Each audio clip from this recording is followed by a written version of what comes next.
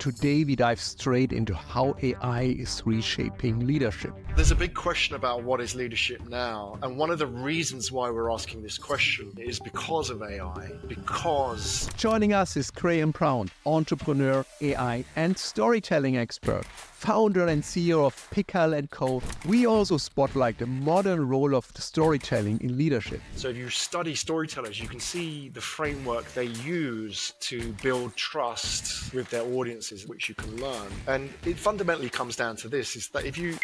Listening to that, ideally, we could become better leaders, to use stages like podcasts to share our messages with the world and make the world a better place, and also our companies. We outline how today's leaders can use AI to drive empathy, unity, and innovation. A leader's goal is to take his people, her people, to the unknown, the future potentially. And the way a leader can do that is by connecting the... Welcome to the High Performance CEO Show. Hey, Graham Brown, welcome to the show. Sebastian, pleasure to be here. I'm looking forward to this. Yeah, me too. Let's start with a question. 3 areas which might not really belong to each other, but let's understand what leadership, AI, and podcasting might have in common. So let's look at them all in the context of storytelling, Sebastian, because I think your audience as leaders be interested to learn how to tell better stories, how to lead, how to influence. Obviously. And we're in an interesting time. So we're now seeing a real focus in leadership on terms which we never really talked about 10 years ago. So we're hearing words like authenticity, empathy, and, authentic leadership. What exactly is it? There's a real push, isn't there? Especially since the pandemic. Yeah. People are asking these questions. What type of leaders do we need? Do we need that very strong, authoritarian, top-down leader? Or do we need these sort of empathic, understanding, caring leaders? And so there's a big question about what is leadership now. And one of the reasons why we're asking this question, Sebastian, is because of AI. Because AI is able to do so many things now that human beings have been able to do in the past, very basic tasks which are being taken up by machine, all the way up to doctors, for example. If you think about what a doctor's job is, 60% of a doctor's time, especially the top consultants, 60% of their time is looking, if you take away the paperwork, is looking at scans, is looking at patterns. So you go to a doctor, you get a diagnosis based on information and patterns. So you have these very high-paid professionals like leaders whose job effectively is looking at patterns. And if we're talking about pattern recognition, then, AI kicks in. AI kicks in, exactly. And it's actually very good at it. And we've seen, there's been competitions between doctors, oncologists, cancer doctors, and AI has won hands down in many cases. So we're in this very interesting era where even the most intelligent, educated, and qualified leaders are being challenged about what do I do? How do I become a better leader? It's not my qualifications, it's not my education or my expertise. And this is changing what we want out of leadership. So AI is making that change. It's empowering the leaders. Yeah, if they understand what leadership is, right? You still have the old school leaders, right? Lead by authority, and authority comes from their job title. So I think that's the problem, isn't it? I mean, a podcast like yours is a stage for these conversations about what is leadership. So to your point about how does podcast fit in, these are stages for people to talk and converse and share these ideas. Listening to that, I mean, ideally, we could leverage AI to do more the mundane work, maybe spend 60-70% our time looking at patterns, giving this to a machine, which in the end can do it better, and utilize the time we save to become better leaders, to be more authentic, to improve our storytelling, to use stages like podcasts to share our messages with the world and make the world a better place, and also our companies. That's a leadership statement, right? Well, that you just said. It's like, I mean, what good leadership is it's pitching the unknown, isn't it? Yeah. A good leader is able to take his people to the promised land, right? The unknown. You've now painted a vision of what leadership should be.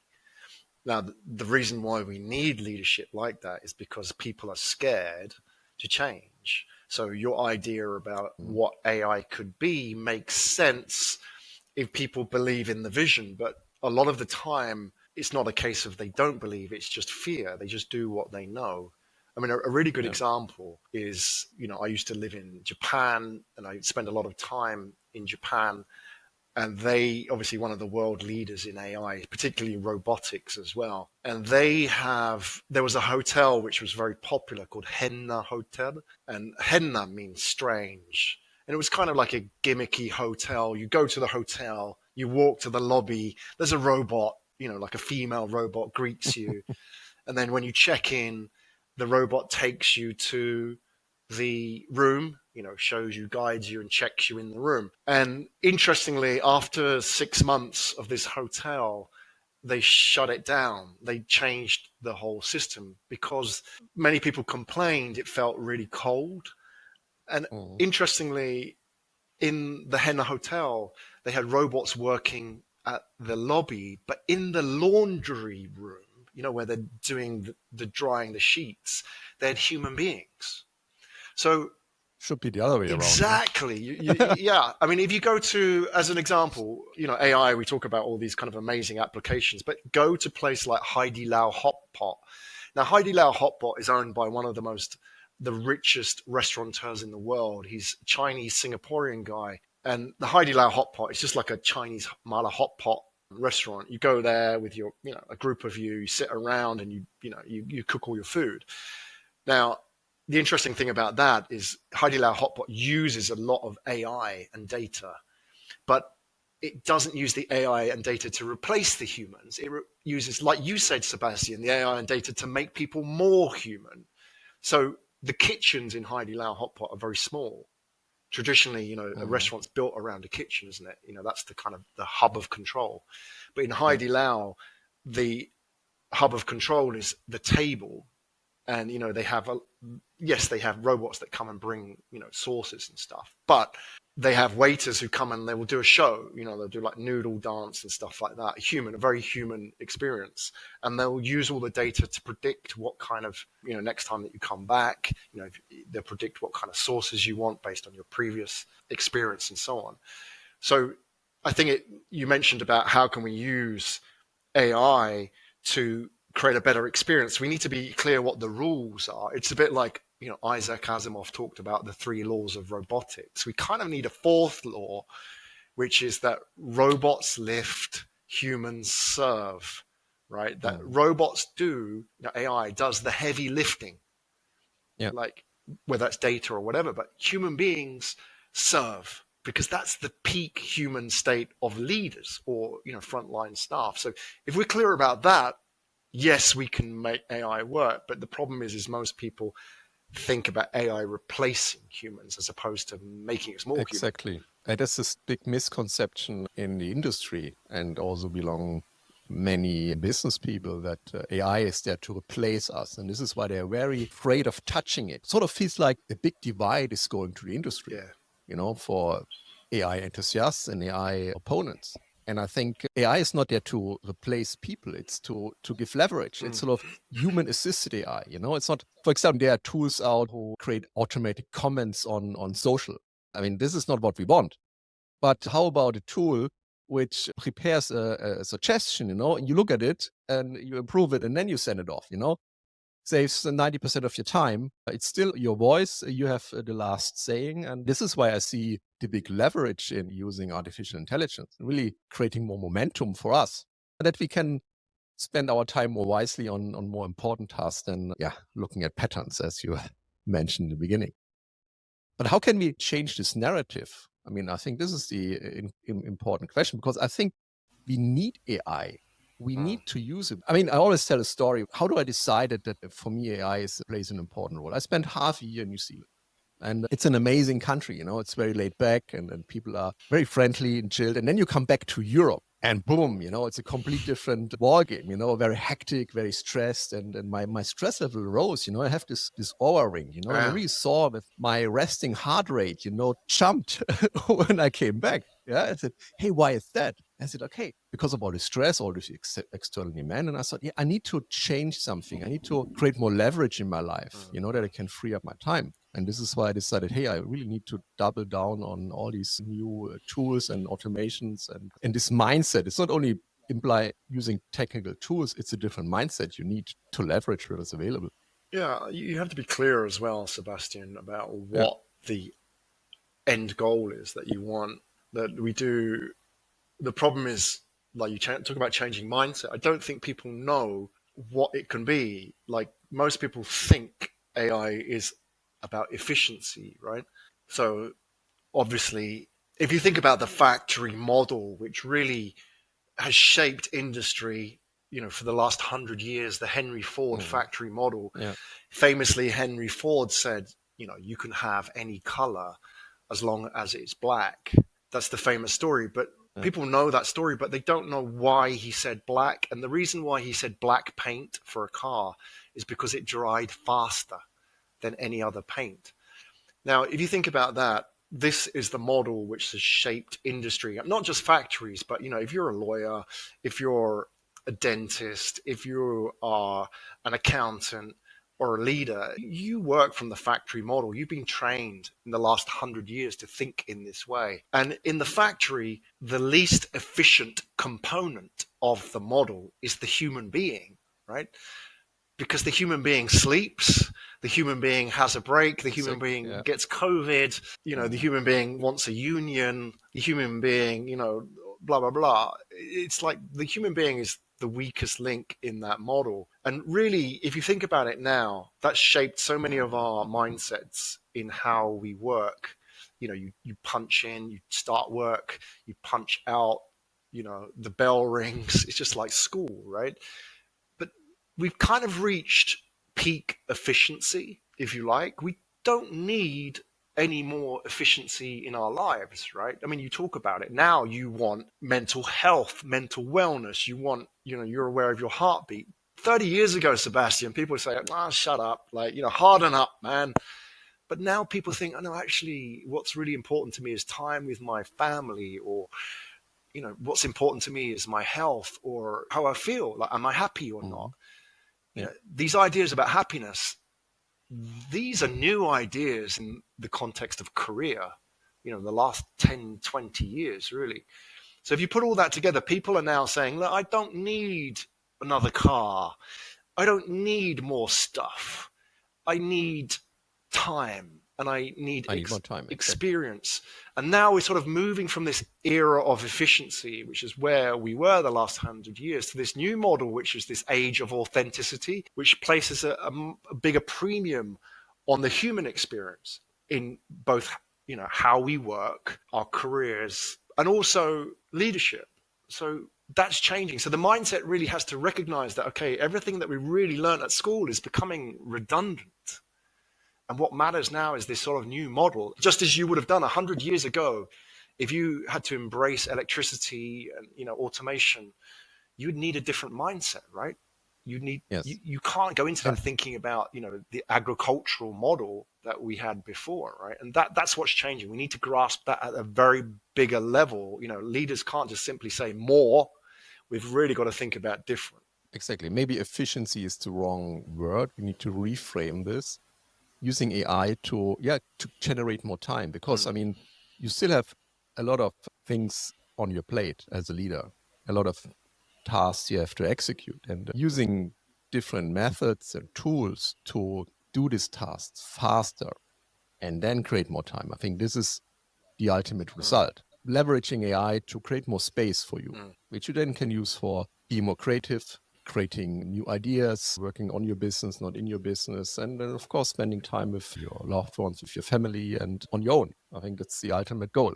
Take that back to the doctors, for example. Let's think about how you could use AI there. Like you say, how could you free up their time? Well, 60% pattern recognition. And improve the results for the patients. Yes. I mean, imagine every day so many papers are written about certain topics in the medicine. And if you have something, you go to your doctor, you can't expect that he reads all the papers which are available, So how do we make use of all this information, of all this knowledge which is available in the world, in the industry? especially for doctors. If you put them all into large language models, which happening, I then think, can now, right? look for Yeah. patterns, much better. I think there is the power. I don't think we're far away. If you think with GPT and medical research, we're there really now. Now it's just a legal restriction. You can't have Data ChatGPT privacy. giving like doctors advice at this stage, but it's there. And I feel, the thing we need to be mindful of, I think, for your audience is like leaders listening is, okay, we can do this, but why? What would be the purpose of this? And it kind of goes back to, there's an old story. Winston Churchill was asked about budgets before World War II. And he was asked about, can we reduce spending on the arts and education to fund the war? And his response, this is an apocryphal tale. So his response was, then what are we fighting for? And I think this is really the question that leaders face is, what are we fighting for? Why are we automating like healthcare? Yes, we can make it faster and less risk, but why? What would be the upside? And I think if we go back to a doctor, this is where the mindset needs to shift, Sebastian, is that if we free up all this time for doctors, then what? Are we going to lose doctors? Are they going to be competing with machines? Well, the interesting thing is, if you think about what machines can't do, like a machine can't sit next to you in a hospital bed and hold your hand and say, Exactly. Are you okay? Now think about that, because yes, a machine could do it, but a machine's never felt it. A machine has never been in pain. A machine has never experienced loss. A machine has never experienced suffering. But a doctor is human, and he or she has. And so this is where we need the mindset shift, because in the world of efficiency, doctors cannot make mistakes. But in the era of authenticity, then doctors need to show that human side. They need to have good bedside manner, because that is what we will value more. And it's the same reason we're having a podcast now. Why don't we just write a blog, right? It's because it's a human experience, and we value this more and more. That is where we're heading. But I would argue, if we have more support by machines for doctors, they would have more time to sit next to you on your bed. Because at the moment they're rushing from, if you look at a hospital, I mean, I interviewed a brain surgeon not a while ago. And crazy what intense shifts they have.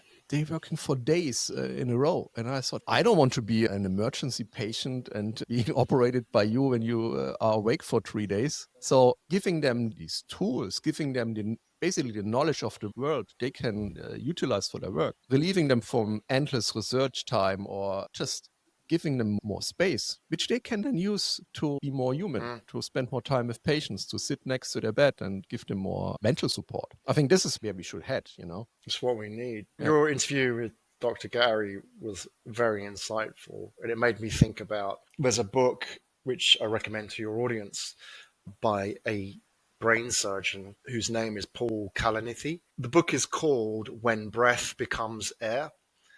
Now, it's not about AI, but it's about the career of a surgeon. And what's very interesting about it is exactly what we've talked about here, is that he realized that he was too busy, but also realized that because of the way he was trained, he lost all connection with the human aspect of his work in the patients. And he realized even just sitting with a patient and holding their hand and asking them about how they felt, you don't need 20 years of medical school training for that, right? That's a very human experience. But why doesn't he do that? Because he's too busy. So this is where we need to go back to the Churchill story, is that this is where we need the automation. Take away, it's less work, more flow. Exactly. There's an author called Mikhail Csikszentmihalyi who wrote the book Flow. And it's a bit of an old book, but the idea is that there's this peak human state called flow, which is, if you're a tennis player or a footballer or a musician, when the musician goes on stage, they're in that peak state where they're not really thinking. They're in the zone.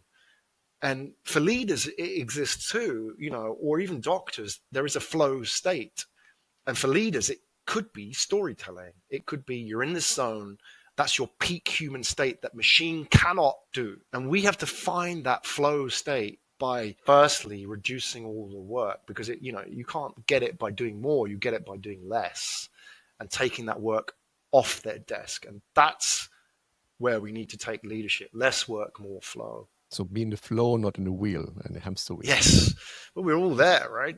It's like, Yeah, how do you take it? I mean, it's using these tools, but like, how do you apply that such that you can have less time on work? I mean, if you say to people work less, they're like scared. That's the problem. Yeah, but because we are conditioned to do more and faster and better and get the next pay raise and the next car and the next holiday in a fancy destination. We are the hamsters. But let's really double down a bit on storytelling. So how do we tell really engaging and interesting stories to really create an impact and to change people's lives? There is an art and a science to storytelling, and we can talk about that. And if you study great storytellers, you'll see that happen. And when I was a kid, I used to watch a lot of movies with my mom, because she loved movies as well. And she was one of these people that would always say, "Oh, this is what happens next." And it used to spoil it, like, "Oh, Mom, don't say that."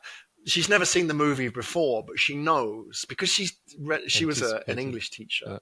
She's seen so many movies. She's read so many books. She knows the stories. She knows what happens. And does that stop us watching movies? No. Like, we still watch movies, even though, if you think about Lord of the Rings, Star Wars, Harry Potter, it's the same story, just different characters. So my point is that there is a framework for stories which we can learn, which exists. And the good thing is it's thousands of years old.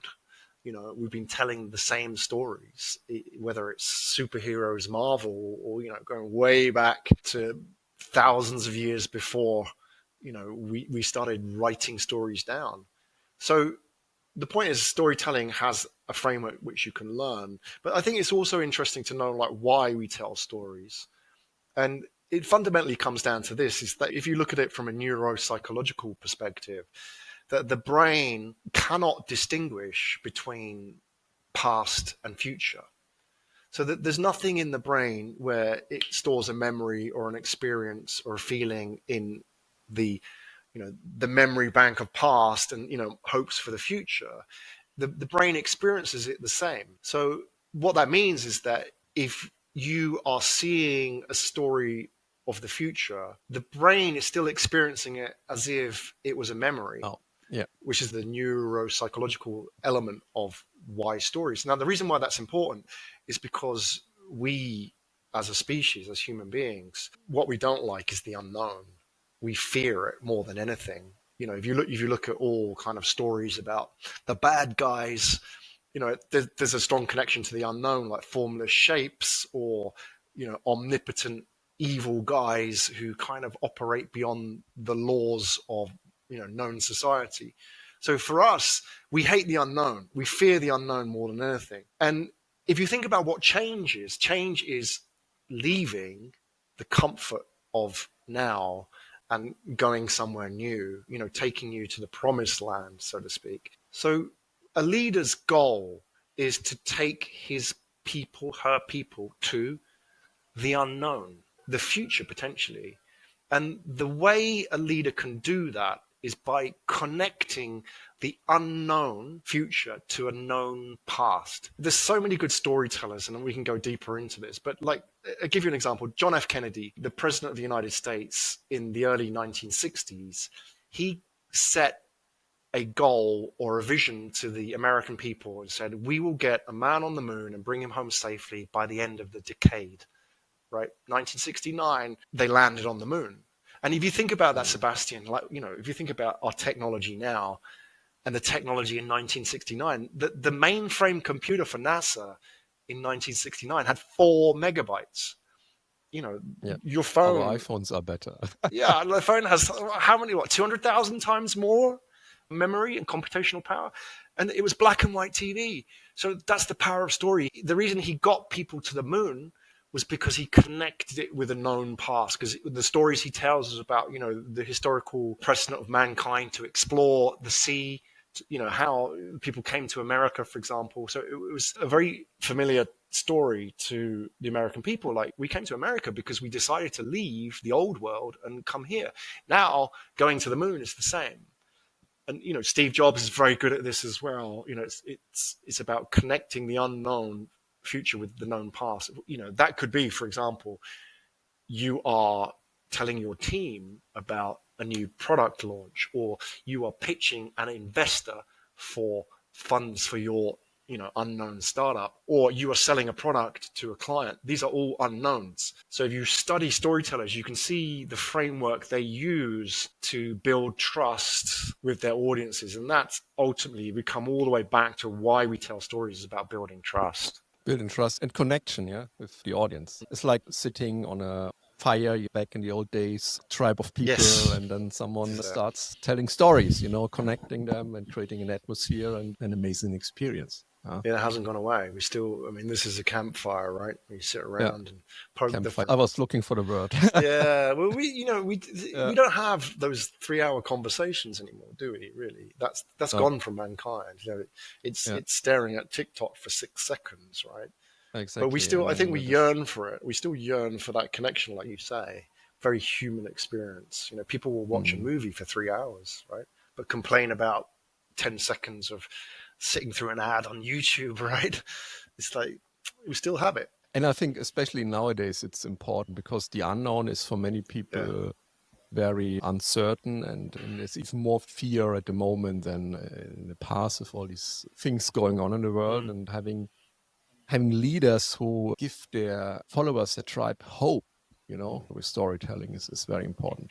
Give them a vision and tell them that it will be all right. Even if there's so many things happening in the world, I have a clear goal, I have a path, I know where we are going. And this is what helps them, also create some force and strength within an organization, to move to one direction. What I find interesting about that statement is that it seems an easy thing to do.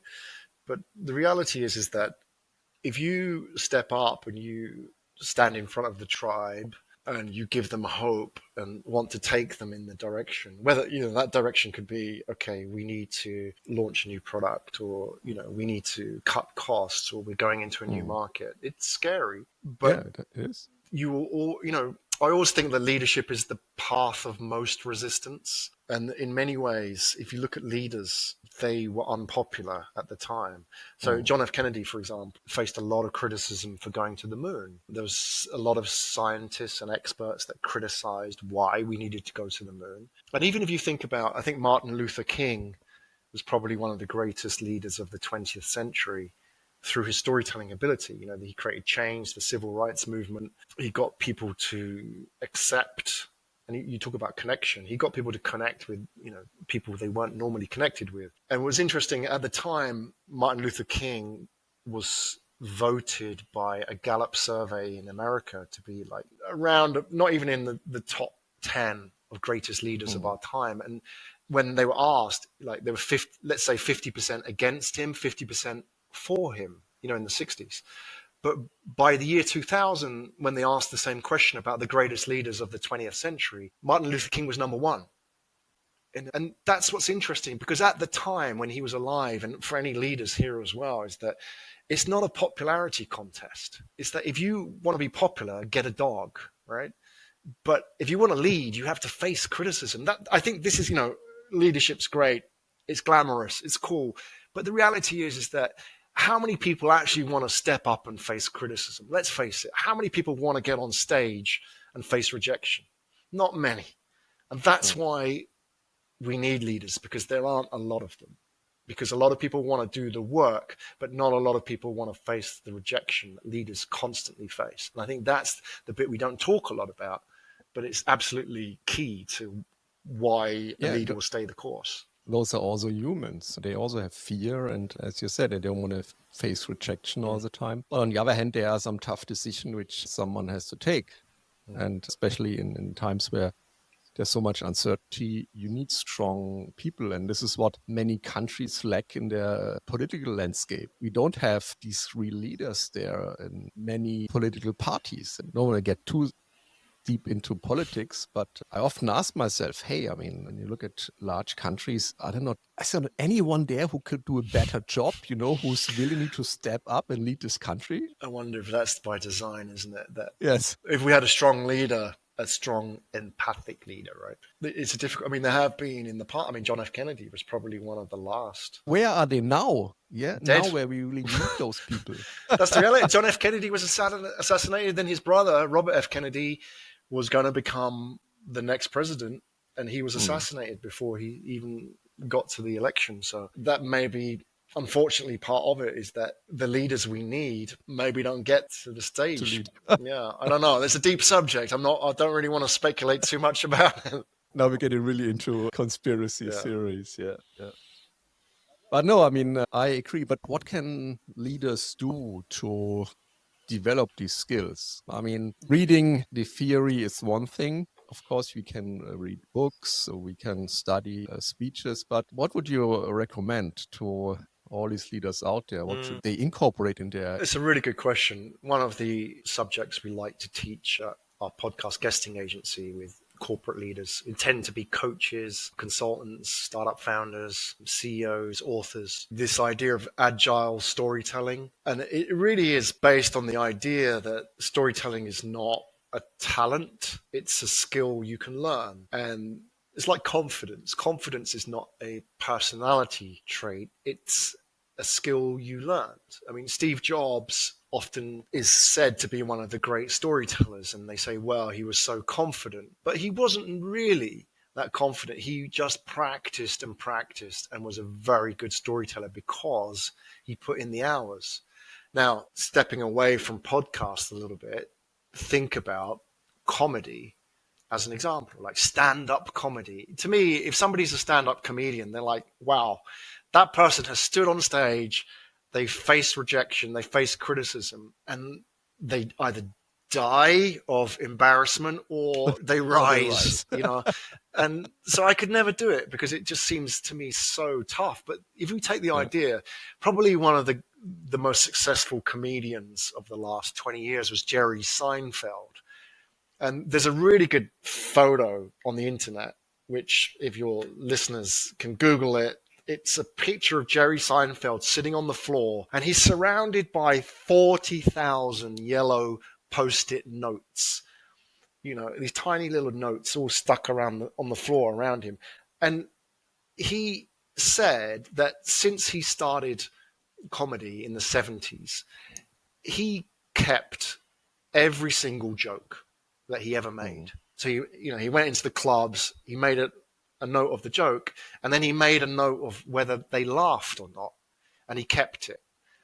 And when we see like Jerry, and now he's retired, but when you see him on stage and do his comedy routine, he seems so effortless. He's in a suit and it's hot lights, he's not sweating. And we think, wow, how can he be so good at his craft? Well, what we didn't see was the thousands and thousands of hours when he went on stage, when there were 5 people, drunk in a small bar, people saying, get off.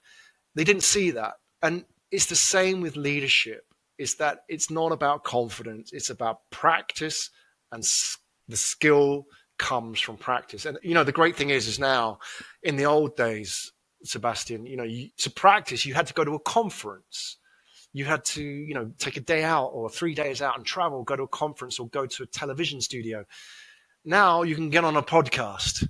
You can speak on a podcast. And, every podcast is a stage.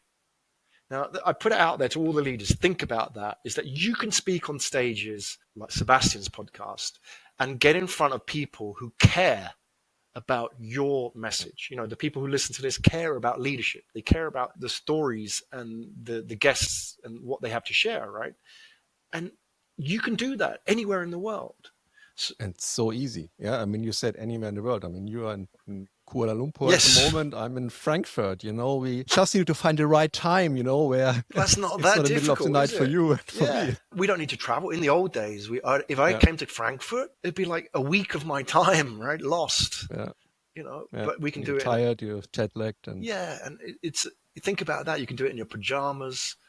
You can do it like easily from the comfort of your office or your home. Yeah. And so I think that this idea of agile storytelling is like, you don't need to have a finished book to have a story worth telling. Just get out there, practice, improve, get feedback. Maybe today I said something to you and you're thinking, no, that wasn't very good.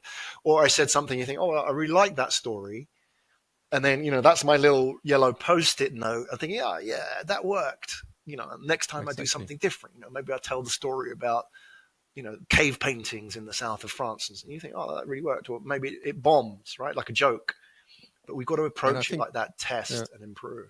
And I think for me, going on a podcast, it's like what you said, getting into a flow. And when you connect well to the other person, like we both connect quite well now, you have an easy conversation, and there needs to be no scripting and stuff behind. I mean, when I started a podcast, I created a document which I sent out, and I put in a couple of questions, for the people to reduce the fear, and give them something to hold on. But I never used these questions, because I always went into a free-flowing conversation, and it was lots of fun. And then one time, someone came on the show, the pre-call, okay, I prepped now every question. I wrote down answers to every question. I said, oh my God, I don't even remember these questions anymore because I never used them. So I forgot to put them out of this document. But that's practice for you, isn't it? Like, it's like musicians, isn't it? Like if musicians know chord progressions, they know if you start with a C, you can go to E and then G or whatever. Or if you're a jazz musician, it's different scales and stuff. But it's like if we're talking about this, then we can go this way or we can go that way. It all kind of is harmonious and comes back. Yeah, that's practice, comes right? together. Yeah, it's practice. And okay, sometimes you have someone on the show who's maybe not so experienced, and then you have to ask more questions or try to steer them in towards a certain direction. But this is also a job of the host, and you have to create an atmosphere, which is welcoming and eases with the fear. So I try to have a pre-conversation with the person, get them calm down, and then we have a free-flowing conversation, which often creates an amazing show. And I guess this is something what you also teach in your academy. Maybe you can share a few cornerstones of your program, what you do for guesting, right? Well, we help people get onto podcasts, and I think a part of that is outside of the actual logistics of getting them booked. A big part of that is working on their talking points. I feel like a lot of business leaders feel they don't have a story. That's like, I'm not a billionaire, or, I'm not Steve Jobs, or I haven't written a book. But, I find that most leaders have something interesting. Every leader has left something comfortable.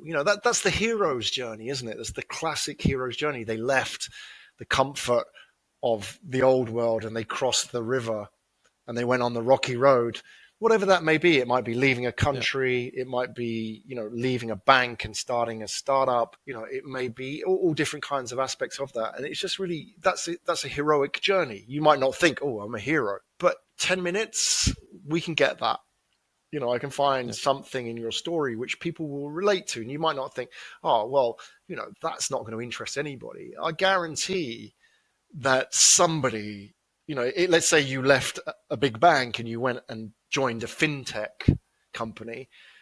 You might not think that's heroic, but I guarantee one of your listeners is now sitting in a bank looking out the window thinking, I would love to have the guts to, exactly. to do that. It's like, wow, you did that. I'm like, you're 2 years ahead of me. And people don't realize that. They think to be a hero, you've got to be like, Mark Zuckerberg or going to Mars with Elon Musk. But everybody has this heroic journey in them and it's trying to find it. And everybody kind of connects with that. And also the failure that, you face whilst doing it. Right. So I think a big part. We all face failure. Yeah, we all do it. And to really kind of embrace that and not hide it. And have that as part of your story, because you think about every movie we ever watch, and if you think about heroes, they've all got weaknesses, right? They've all got, whether it's Achilles in his heel or Superman and kryptonite. We like heroes that have faults. They make them more human. So a part of it as well, I think this is the other part of it, Sebastian. A lot of people trained in the corporate world have been trained to be efficient and therefore perfect. No signs of weakness. Exactly, like very polished.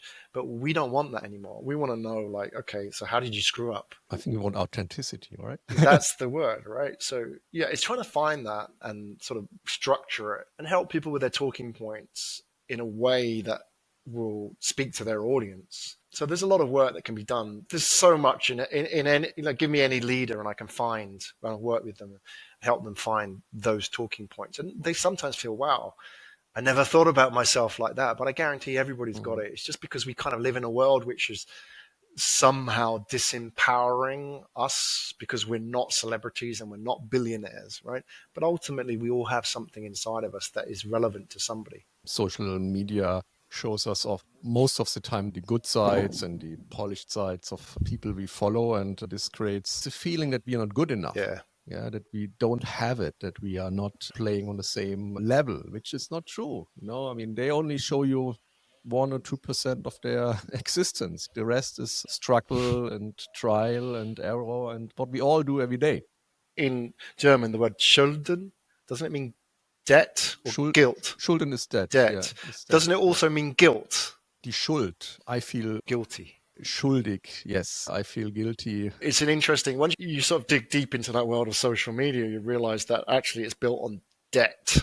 All economic systems are built on debt, right? And one of the social media system is built on that feeling of debt, that we may not be paying money, but we have this feeling of guilt, like you say, because we're not perfect, because we don't fly in a private jet, because we're not driving a Bentley, or not improbable bodies. Is that feeling of debt, guilt, ultimately about ourselves, and that's the whole system. So I think an important part, and the great thing about these kind of stages like podcasts like yours, is because you can have conversations which are human and not about that. This conversation is not about making people feel bad, hopefully, for not being empowering them, giving them tools, giving them ideas, helping them develop a vision, and not showcasting someone and you have to be like whatever. That's also what I'm stand up with my show. That's why we need it, right? We need those platforms. I think that's why we're the more we're in that world of social media, the more we yearn for those campfires, so we sit around and have real human conversation. Yeah, maybe we should start a campfire podcast. We've got 3 or 4 hours. It's probably out there already. I'm sure it is. I mean, every podcast every good podcast kind of is a campfire, isn't it? You feel like you're sitting around and like there's Graham and Sebastian talking, and you kind of feel like you're the third person in that room. You're just kind of hanging out. And I think that's what people want, isn't it? Hey, it's amazing speaking with you. I think we can talk for hours. Yeah, campfire. Campfire. Let's do it. Campfire. Thank you. Anything else you would like to share? Probably a lot. But I think that, we live in a very interesting time. There's like 5 million podcasts in the world, and we really, many, many years ago in the 90s, I started a web design company selling websites in 1996, 7, 8. And in the days you could sell websites for good money, we were rubbish. We were like a terrible company, but we made money because there was nobody doing it. And it was interesting in 1998 when Netscape Navigator came out, there were 5 million websites in the world, roughly. So we were kind of like, when people talk about podcasts, I feel the similarities from where we were in the 90s with the internet. All these kind of like stages, all these options popping up. We've got 1.7 billion websites today. I don't know if we'll get to 1 billion podcasts, but we certainly have got a long way to go. And I certainly think there's a lot more growth, and for your listeners, no matter what your subject is, there's a podcast out there that speaks to your audience. I guarantee it. Yeah. They're out there. You just got to, reach out to those hosts and talk to them. I'm sure that whatever your talking points are, there are people out there who are interested to hear it. And I think, just as the internet would democratized a lot of conversations, so podcasts are doing the same. Yeah. And thanks for supporting this industry, Graham, with your agency. Yeah. And so if anyone is looking to start a podcast, wants to be a guest, reach out to Graham. They do an amazing job. They can put you on amazing shows and help you, of course, create your talking points and your amazing story. Thank you, Sebastian. Thank you so much for your time, Graham. Thank you. And enjoy the rest of your day. You too.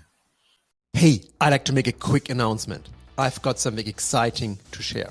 As a listener of the High Performance CEO Show.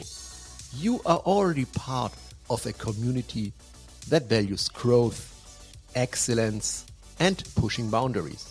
I created the High Performance CEO Hub, which is a free community where you can connect with me and other listeners, get behind the scenes insights, learn how to improve performance and efficiency, and find accountability partners to grow together. Go to www.thehighperformanceCEOHub.com and join us today. It's free, it's valuable, and it's waiting for you.